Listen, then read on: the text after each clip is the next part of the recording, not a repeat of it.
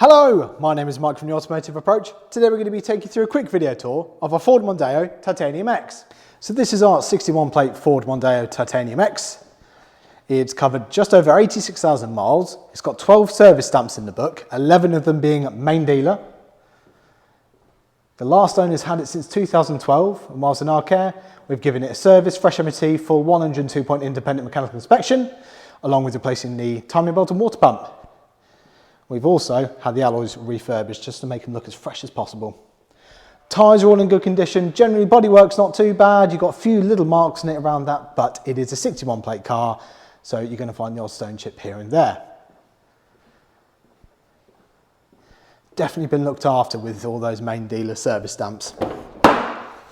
Inside, you've got the lovely Windsor leather trim. That's heated and cooled. You've got air conditioning, DAB radio, aux input, Bluetooth, cruise control. It's a 6-speed manual, 2-litre diesel engine, power fold mirrors too.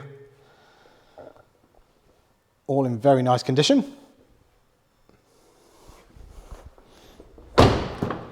Loads of legroom in the back and these. Very, very practical motors. Tinted windows in the back too.